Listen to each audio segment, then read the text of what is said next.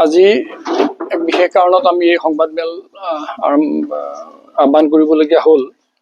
আজি আমাৰ মাজত উপস্থিত আছে আমাৰ লাউখোৱা ব্লক কংগ্ৰেছৰ সভাপতি জগদীশ সিনহা ডাঙৰীয়া, কলিয়াবৰ ব্লক কংগ্ৰেছৰ সভাপতি ৰাজীৱ বৰুৱা ডাঙৰীয়া, আমাৰ আমবাগান ZPCৰ দুবাৰৰ আমাৰ জিলা পৰিষদৰ সদস্য দীপক বিশ্বাস, মানিক বৰাকে প্ৰমুখ কৰি আমাৰ লাউখোৱা ব্লক কংগ্ৰেছৰ কলিয়াবৰ ব্লক কংগ্ৰেছৰ আমাৰ সন্মানীয় নেতৃবৃন্দ। যোৱাকালি নগাঁও সমষ্টিৰ বিধায়ক, নগাঁও সদৰ সমষ্টিৰ বিধায়ক ৰূপক শৰ্মা ডাঙৰীয়াই তেওঁলোকৰ বিজেপি কাৰ্যালয়ত, নগাঁও বিজেপি কাৰ্যালয়ত এখন সংবাদমেল আয়োজন কৰি কৈছে যে চামগুৰি সমষ্টিত খুব সুন্দৰকৈ এইবাৰ ভোট গ্ৰহণ প্ৰক্ৰিয়া সমাপ্ত হৈছে। এই ক্ষেত্ৰত আমাৰ ক'বলগীয়া আছে যে আপোনালোকে সাংবাদিক বন্ধুসকলে আৰম্ভণিৰ পৰাই প্ৰত্যক্ষ কৰিছে যে 15 অক্টোবৰৰ পৰাই প্ৰত্যক্ষ কৰিছে যে চামগুৰি যি বাই ইলেকশ্যন হৈছে তাত শান্তিপূৰ্ণভাৱে নিৰ্বাচন প্ৰচাৰ হ'ল নে নহ'ল এই কথাটো আপোনালোকে প্ৰতি মুহূৰ্তত প্ৰত্যক্ষ কৰিছে, আৰু এই কথাবিলাক আপোনালোকে সংবাদ মাধ্যমৰ জৰিয়তে বা আপোনালোকৰ চেনেলৰ জৰিয়তে অসমৰ ৰাইজক অৱগত কৰিছে। আপোনালোকে নিজেই গম পায় যে 15 অক্টোবৰ তাৰিখে আমাৰ বিধায়ক ব্ৰজদেৱ সমষ্টিৰ বিধায়িকা শিৱামণি বৰা ডাঙৰীয়ানী, ৰূপহীয়াত সমষ্টিৰ সন্মানীয় বিধায়ক আমাৰ নুৰুলজা ডাঙৰীয়া, তেওঁৰ গাড়ী ভাঙিছে। চিঙিমাৰী বৰতল যিটো এলেকাত আছে তাত গাড়ী ভাঙিছে, আৰু দুইজনকে প্ৰাণে মৰাৰ কাৰণে তেওঁলোকে ব্যৱস্থা প্ৰাণে মাৰিব বিচাৰিছিলে। গতিকে সেইদিনাখন আৰম্ভ হ'ল। তাৰপিছত আমাৰ যেতিয়া আকৌ নমিনেশ্যনৰ দিনাখন আমি নিজেও আছিলোঁ, নমিনেশ্যনৰ দিনাখন আমাৰ গাড়ী ভাঙিছে বা এটা শান্তিপূৰ্ণভাৱে এটা গণতান্ত্ৰিক প্ৰক্ৰিয়াত যেতিয়া নিৰ্বাচন পৰিচালনা হয় তেতিয়াহ'লে সকলোৰে অধিকাৰ আছে, ভোট দিয়াৰ অধিকাৰ আছে, প্ৰচাৰ চলোৱাৰ অধিকাৰ আছে। কিন্তু চামগুৰি সমষ্টিত আমি নিজে থকা অৱস্থাতো আমাৰ অসম প্ৰদেশ কংগ্ৰেছ কমিটিৰ সভাপতি ডাঙৰীয়া ভূপেন কুমাৰ বৰা ডাঙৰীয়া আছিলে, নেতৃবৃন্দ আছিলে APCCৰ। তাৰ পাছতো আমাৰ গাড়ী, কনভয়ৰ গাড়ী আমাৰ ভাঙিছে, আৰু বিজেপি কৰ্মীসকলে আকৌ কৰ্মীসকলে সাংবাদিককো আক্ৰমণ কৰিলে। তাৰপিছত আমি নাজানো যে তেওঁলোকে পীযুষ হাজৰিকা সেই সাংবাদিকসকলৰ অৱস্থান যি ধৰ্মঘট কৰিছিলে তাত আকৌ তেওঁ হাজিৰ হোৱাৰ পাছত এই কথাবিলাক অভুগ হ'ল। গতিকে এই কথাবিলাক হ'ল কি যে যিটো প্ৰক্ৰিয়া তেওঁলোকে চলালে তাৰপাছতে ব্যাপকভাৱে তেওঁলোকে পুলিচৰ আতিশায্য চলালে, বিজেপি কৰ্মীসকলে কংগ্ৰেছ কৰ্মীসকলক ভাবুকি দিলে, ঘৰৰ পৰা ওলাবলৈ তেওঁলোকে বন্ধ কৰিলে, বিভিন্ন এণ্টি ছ'চিয়েল এলিমেণ্টছবিলাকক তেওঁলোকে হাতত লগত লৈ তেওঁলোকে ব্যাপক হাৰত কংগ্ৰেছ কৰ্মীসকলক ভাবুকি দিবলৈ আৰম্ভ কৰিলে। আৰু তাৰপিছত আপোনালোকে গম পায় যে ইলেকশ্যনৰ দিনাখন, ইলেকশ্যনৰ বোধহয় আগত আমাৰ যেতিয়া লাষ্ট আমাৰ যিটো কেম্পেইন হৈছে তাৰ 10 তাৰিখে, 11 তাৰিখে আমাৰ শেষ হৈছে। আমাৰ যিগৰাকী প্ৰাৰ্থী আছিলে তানজিল হুছেইন, তেওঁ উদমাৰীত তেওঁৰ গাড়ীখন ভাঙিলে, গাড়ী বিধ্বস্ত কৰিলে। আপোনালোকে বোধহয় সেইদিনাখন আছিল, আৰু আমিবিলাকে নিজে প্ৰত্যক্ষ কৰিছিলোঁ যে 9 তাৰিখে এটা ইনচিডেণ্টৰ কাৰণে আমি 10 তাৰিখে ৰূপহীহাট থানাত এটা প্ৰটেষ্ট কৰিব বিচাৰিছিলোঁ, আৰু তাতে আমি খবৰ পালোঁ যে এনেকুৱা এটা ঘটনা হৈছে উদমাৰীত। আমি তালৈ গৈছোঁ আৰু চামগুৰিত দেখিছোঁ যে চামগুৰিত যেতিয়া আমি প্ৰতিবাদ কৰিছোঁ, পুলিচৰ বিজেপি কৰ্মীসকলক তাত আমাৰ সেই স্থানত আমি য'ত প্ৰতিবাদ কৰিছোঁ তাত তেওঁলোকক আমাক আক্ৰমণ কৰিবৰ কাৰণে উদ্যত আহিছে। একেবাৰে সন্মুখত আহি পেলাই তেওঁলোকে আঙুলি জোকাৰি তেওঁলোকে যে যিকোনো মুহূৰ্তত কাজিয়া এখন লগাওঁ, মানে শাৰীৰিকভাৱে আক্ৰমণ কৰাৰ এটা যিটো অৱস্থা সৃষ্টি কৰিছে, মই নিজে প্ৰত্যক্ষদৰ্শী সেইদিনাখন। আৰু আমাৰ কংগ্ৰেছ কৰ্মীসকলে যথেষ্ট ধৈৰ্য সহকাৰে সেইদিনাখন ৰৈছে কাৰণে নহ'ল সেইদিনাখনেই চামগুৰি থানাতে এটা ডাঙৰ অৱস্থা এটা সৃষ্টি হ'লহেঁতেন, ল এণ্ড অৰ্ডাৰ চিটুৱেশ্যন এটা হ'লহেঁতেন। তাৰপিছত ইলেকশ্যন হ'ল। ইলেকশ্যনৰ ক্ষেত্ৰত হয় কি যে নিৰ্বাচনৰ দিনাখন, নিৰ্বাচন যেতিয়া প্ৰচাৰ শেষ হয় সেইদিনাখন 4 বজাৰ পাছত বোধহয় আছিলে, চাৰ্কুলাৰ দিছিলে নিৰ্বাচন, আমাৰ জিলা কংগ্ৰেছতো চাৰ্কুলাৰ আহিছিল এইবিলাক, সেইমতে যে কোনো বাহিৰৰ মানুহ থাকিব তাত নোৱাৰে। আৰু ইণ্টাৰেষ্টিং যে যিদিনাখন এই নিৰ্বাচন হৈছে, আমাৰ 13 তাৰিখে নিৰ্বাচন হ'ল, মই জিলা কংগ্ৰেছৰ সভাপতি হিচাপে মোৰ এলেকাটো ওচৰতে, মই কলিয়াবৰ, আমাৰ যিটো এইটো এলেকা পৰিছে এইটো নতুন কলিয়াবৰ যিটো পুনৰ নিৰ্ধাৰণৰ পাছত এইটো কলিয়াবৰ এলেকাত পৰিছে। তথাপিতো মই জিলা কংগ্ৰেছৰ যিহেতু পুৰণা সমষ্টিত নিৰ্বাচনটো হৈছে সেইকাৰণে মই নিজেও অহা নাই ইয়ালৈ, মই জিলা কংগ্ৰেছতে ৰাখি পেলাই গোটেই খা খবৰ ৰাখিছোঁ। আমাৰ ইয়াৰ স্থানীয় যিসকল কংগ্ৰেছ কৰ্মী আছে বা নেতা আছে বা আমাৰ তেখেতসকলে চোৱা চিতা কৰিছে।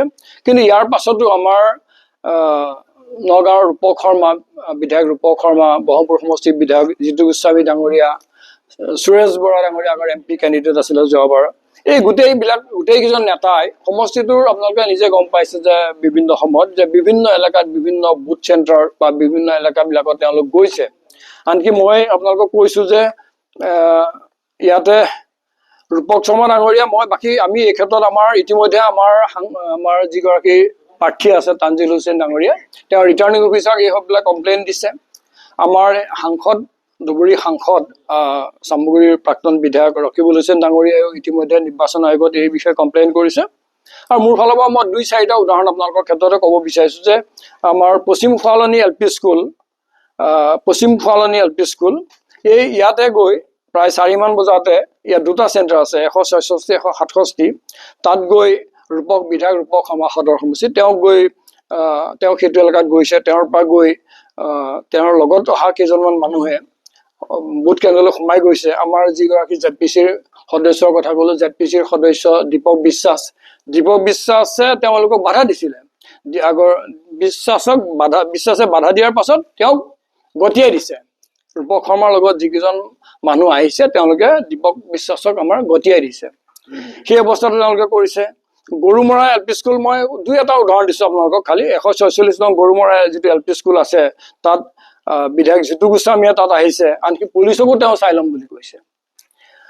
যিটো আমি ক'লো যে পশ্চিম ফুৱালনি এল পি স্কুল তেওঁলোকে পুলিচক চাই ল'ম বুলি কৈছে। এতিয়া হয়তো পুলিচে কাইলৈ কথাবিলাক বেলেগ ধৰণে ক'ব, কিন্তু তাতো আমাৰ যিসকল আমাৰ কাৰ্যকৰ্তা আছে তেওঁলোকে নিজে গম পাইছে যে এইটো ধমক তেওঁলোকে লগাইছে।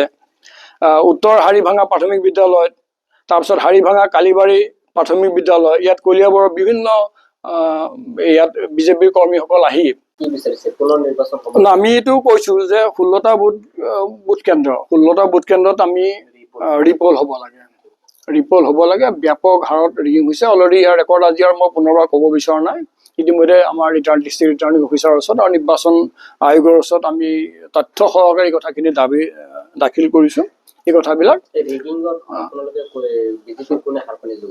বিজেপিটো 3জন লিডাৰ ইয়াত সোমাই আছে। সদৰ সমষ্টিৰ বিধায়ক ৰূপক শৰ্মা, ব্ৰহ্মপুৰ সমষ্টিৰ বিধায়ক জিতু গোস্বামী ডাঙৰীয়া, আগৰ MP ইলেকশ্যনৰ আমাৰ নগাঁও সমষ্টিৰ যিটো সংসদীয় সমষ্টি তাত যিগৰাকী বিজেপি প্ৰাৰ্থী সুৰেশ বৰা ডাঙৰীয়া, এই গোটেইকেইজনতে তেওঁলোকে সবল দলে তেওঁলোকে গোটেই সমষ্টিটোত তেওঁলোকে ঘূৰিছে। নিয়মমতে সমষ্টিৰ বাহিৰত তেওঁলোকতো সমষ্টিৰ ভোটাৰ নহয়। সমষ্টিৰ ভোটাৰ নোহোৱা স্বত্বেও তেওঁলোকে গোটেই সমষ্টিটোত তেনেধৰণে ঘূৰা মেলা কৰি ভয় ভাবুকি দিছে। এই গোটেই ব্যৱস্থাতে নিৰ্বাচনী বিধি উলংঘা কৰিছে। মইতো জিলা কংগ্ৰেছৰ সভাপতি হিচাপে আমিও আহিব পাৰিলোহেঁতেন। তেতিয়াহ'লে আমি তেওঁলোকে জিলা কংগ্ৰেছলৈ তেওঁলোকে চিঠি পঠাইছে। নিৰ্বাচন আয়োগৰ ফালৰ পৰা চিঠি পঠাইছে যে 4 বজাৰ পাছত আৰু যাতে 11 তাৰিখে 4 বজাৰ পাছত কোনো হাই প্ৰফাইল নেতা হওক বা তেনেকুৱা ধৰণৰ কেম্পেইন নহ'ব বা তেনেকুৱা তেওঁলোক ইয়াত থাকিব নোৱাৰিব আৰু আগমুহূৰ্তলৈকে থাকি তাৰপিছত তেওঁ ওলাই যাব লাগিব। অসম প্ৰদেশ কংগ্ৰেছ কমিটিৰ সভাপতি ডাঙৰীয়া আনকি আপোনালোকে গম পাইছে, তেওঁ নিজে কৈছে যে তেওঁ সেইদিনাখন তেওঁৰ কাৰণে খোৱাৰ ব্যৱস্থা কৰিছিলে। মানে যিখন আমাৰ ৰেলী হৈ গৈছিলে, তাৰপিছত কাছৰঘাটত যিখন মিটিং হ'ল, তাৰপিছত তেওঁ খোৱাটো বাদ দি থৈ গৈছে। কাৰণ তেওঁ সময় পাৰ হোৱাৰ পাছত আৰু তেওঁ চামগুৰি সমষ্টিত থাকি পেলাই নিৰ্বাচনী বিধি উলংঘা কৰিব বিচৰা নাই। তেওঁ সেই নিয়ম মানি তেওঁ ইয়াৰ সমষ্টিৰ পৰা গুচি গৈছে।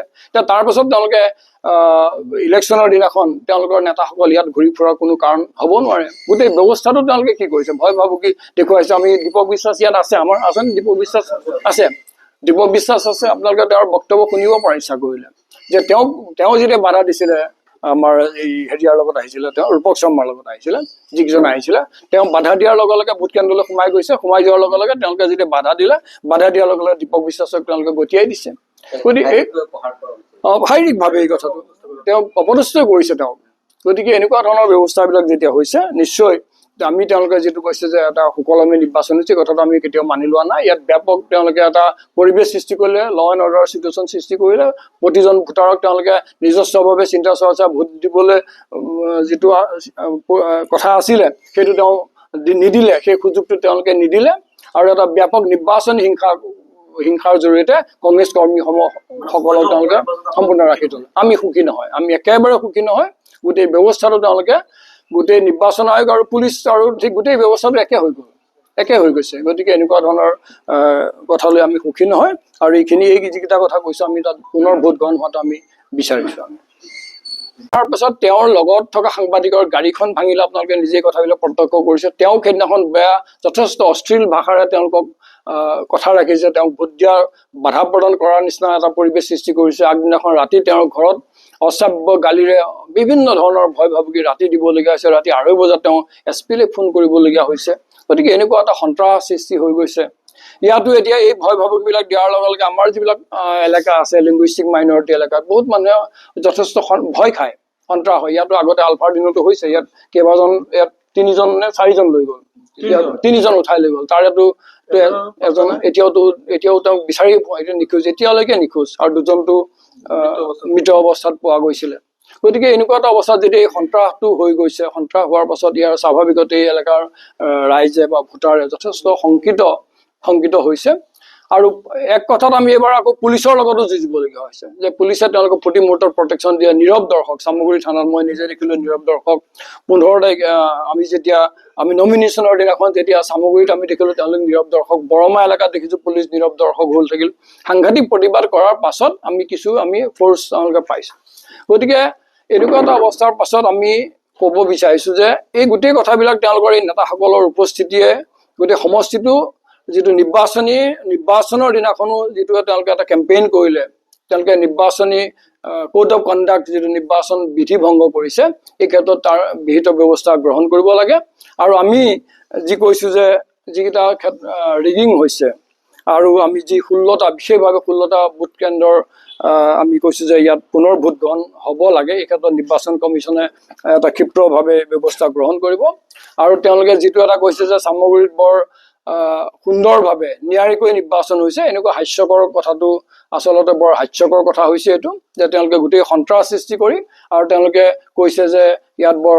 ন্যায়িকৈ ইলেকশ্যন হৈছে গতিকে এইটো কথাটো লৈ পেলাই আমি অত্যন্ত দুখ প্ৰকাশ কৰিছো তেওঁলোকৰ বক্তব্যত আৰু তেওঁলোকে এই নেতাসকলে যি নিৰ্বাচন বিধি উলংঘা কৰিছে তাৰ আমি গৰিহণা দিছো আৰু এই ক্ষেত্ৰত নিৰ্বাচন আয়োগে বিহিত ব্যৱস্থা গ্ৰহণ কৰাটো আমি বিচাৰিছো